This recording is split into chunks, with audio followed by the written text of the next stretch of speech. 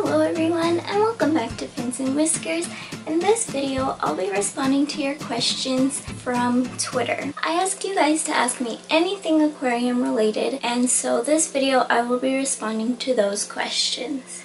If you didn't get a chance to ask me a question for this video, please follow me on Twitter at Fins and Whiskers and subscribe to my channel. I will be making this video in the future.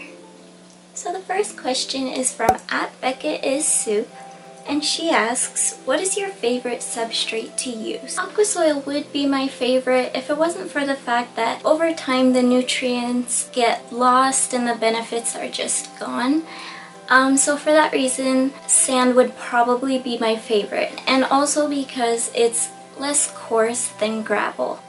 @PetitoBJetB asks, is it true that there are plants you can incorporate so you don't have to feed a fish?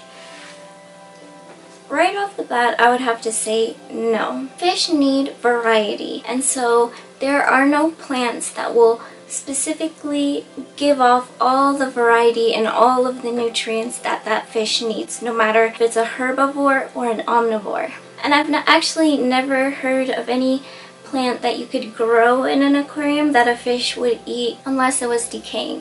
You can add certain types of leaves and they'll gladly munch on those for the tannins and benefits, such as birch leaves, Indian almond leaves, magnolia leaves, but that's really it. Fish will always need variety, and so there are no plants you can just stick in a tank and never have to feed them again. In the wild, fish are able to prey on other fish, and when they are in a tank, you're not really providing that option, so you need to make sure that you are always providing the variety that they need. The next question is from @LextinaBella, and she asks, how much money did you spend on your lighting?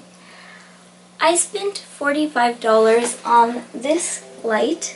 This is currently my only planted tank. My 50-gallon is a hardscape, and I spent $45 on it because lighting is probably the most important aspect when growing plants, aquarium plants.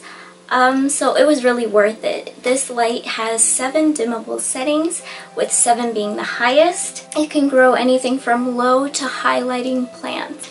She also asks, do you have a glass top under your lights? I do not have a glass top under my lights, simply because it didn't come with one. I'm pretty sure what's covering the LEDs is just a thin layer of plastic, and it's not really waterproof. So that's kind of dangerous. But I've had it over a year and nothing's happened. But yeah, I don't have a glass top because it simply didn't come with one, and I just don't know what I could actually do to put one there. And lastly, how often do you do water changes? Good question. It really depends. I have gone as long as a month without doing a water change, but mainly I go for every 2 weeks for both my 10 and 50-gallon. When your tank is established, it's not as much of a constant worry. If you miss a water change, or if you take just a bit longer than you would normally, it's completely fine. If your tank is established and you know your stock and the system, it's not a huge worry as it is in the beginning. So mainly I try to go every 2 weeks, but I have gone as long as a month. @MaySeeds asks, how do you prevent algae in the tank? Personally, I don't prevent algae in the tank, simply because I have autosinkless and they need algae. However, it really depends on the type of algae. If it's something like brown algae or diatoms, that goes away on its own. Snails and algae eaters will gladly eat them for you. However, even without them, it will go away on its own. Other algae, such as green hair algae or green spot algae, occur when there's an imbalance in the nutrients of the water column. Now what this means is that there are excessive nutrients in the water column. and it's still trying to figure out a balance, which means it hasn't been able to figure out how to distribute it evenly. This will balance out on its own as long as you are not overfeeding the tank or overdosing on plant fertilizers. Even too much lighting can slow down the process of the balance. Another great way to avoid algae in your tank is to always thoroughly wash your plants before putting them into your tank. Algae can easily be introduced to your tank from other people's plants, so you want to make sure that you are washing them thoroughly, and you might even have to go as far as doing a 1-to-1 ratio of a bleach dip solution. The next question is from @artist_sunshine. Do you suggest keeping fish of different genders in the tanks to procreate? I don't know how to maintain an ecosystem where the fish can thrive. Also, any particular variety you suggest for India/tropical weather climates? So the gender thing is very broad because it will depend on the fish.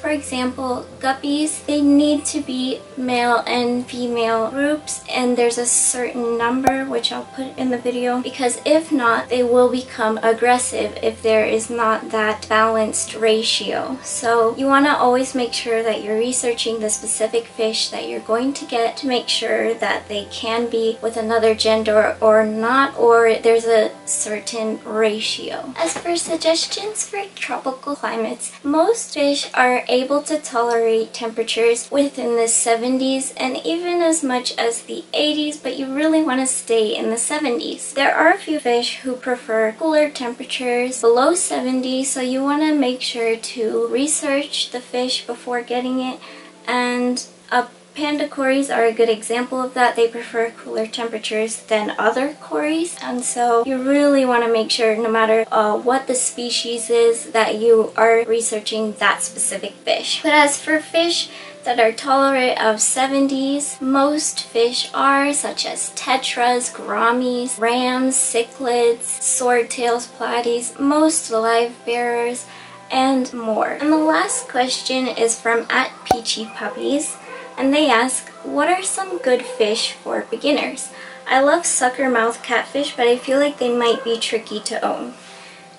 Suckermouth catfish are pretty tricky to own. I own Autosynclus, which is a type of suckermouth catfish, and they are very sensitive. But if you're going for the look of a catfish, Corydoras are a great option. They aren't herbivores, they're more omnivores, and mostly they prefer more meaty foods. So if you're looking for that kind of plant-eating fish, Corydoras wouldn't be the best, but they are catfish. So as for other fish, I would say most tetras, gourami, as long as it's the less aggressive gouramis, such as pearl gouramis and honey gouramis. They're pretty much not aggressive, but you should stay away from dwarf gouramis, for example. Guppies, most live bearers such as platies and swordtails, and then the very specific tetras such as serpae, neons, cardinals. You want to stay away from most dwarf cichlids or cichlids in general because they can be a bit more tricky to own. Killifish are pretty easy to own as well, but they are a bit tricky to find. But they do tolerate a lot of things, so they are a very good beginner fish.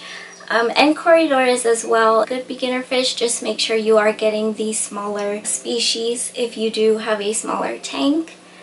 And yeah, I would say that's a good start. But that's it for this video. I hope I was able to answer all of your questions well enough. Again, if you didn't get to ask anything, I will be doing this again in the future, so be sure you do follow me on Twitter and subscribe to my channel.